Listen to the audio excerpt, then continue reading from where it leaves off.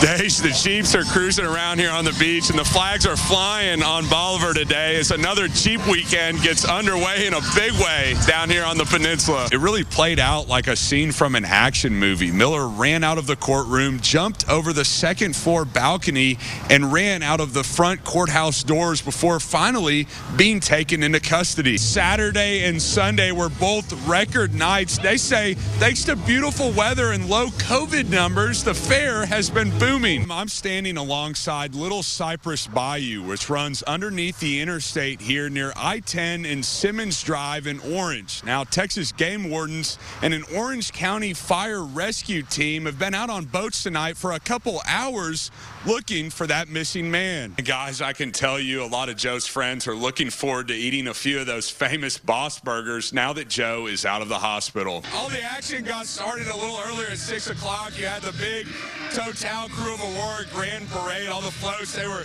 zigging and zagging through downtown Beaumont, and the crowds just continue to build these last couple hours, and now here behind me, you probably hear him, Nelly, has the house rocking right now. I was going to say, maybe my man cave would be a boxable, but hey, I mean, beyond that, we got to spread out. So. I was a little worried about that for you.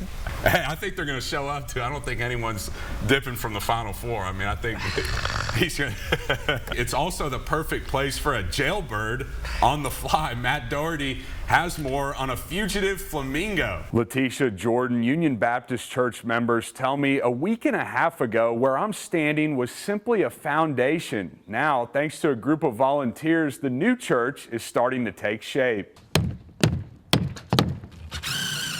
For the volunteer Christian builders, they call their work a true labor of love. Been a calling from God, I would suppose. And so we just travel the country, building churches, church camps. Their latest project took them to Silsbee, where members of Union Baptist Church reached out not long ago about building a new church. Church members say they didn't have the money to pay for labor and materials, so that's where the volunteer Christian builders came in. All our funds are donated.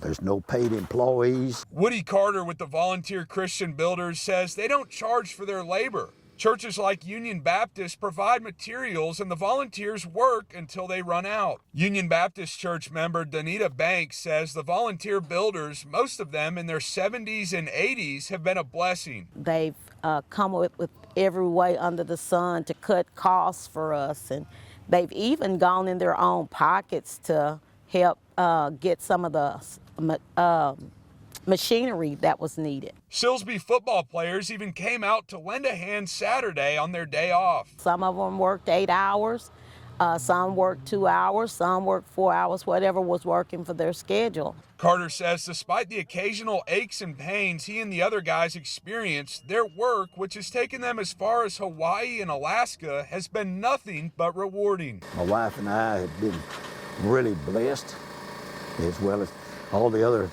team members we have been blessed beyond our imagination.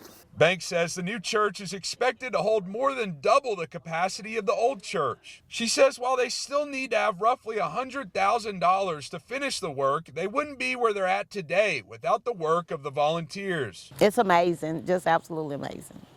Unbelievably amazing. Banks says she hopes the community continues to rally behind Union Baptist Church so they can finish the work and move into the new church soon. In Silsbee, James Grant, 12 News. Ronnie Moon says the North Levee has always been a great place to go and clear your mind. And every day for the past 2 years, Moon has helped clear the levee, getting rid of trash. For 73-year-old Ronnie Moon, this mission is a personal one. His love for the North Levee started when he was a kid. His mom would take Ronnie and his brother here to fish. He grew up on this rocky coastline and has since reeled in countless fish and made many memories. But you won't find Ronnie out here with a fishing line anymore. He's traded it in for a trash picker. Most mornings, just after 7, you can find him picking up trash along the levee. He's been doing this for 20 years, even cutting the grass, doing his best to keep the levee beautiful. It's beautiful. Come out here and enjoy it and get out of the house. Get all this old stuff off your mind. You know, everything that's happening now is pretty bad, so just come out and clear your mind up. Moon says cleaning up the North Levee has helped him get out of the house and clear his mind during the pandemic. If I didn't have this to do, get out and move around, I'd probably stove up at home. Moon says he plans to keep cleaning the levee in the future or until he can pass the job off to someone else. He looks forward to the summer months when more families will be out on the levee, fishing and relaxing just like he first did some 60 years ago. It's truly a second home to him. It's just an amazing sight if you really got into what's here in the water and available to look at. What? Nature. That's it. You are no closer to nature than you will ever get right here. Moon encourages anyone to come out and help him pick up trash along the North Levee. And who knows, he might even put you on a great fishing spot. James Grant, 12 News.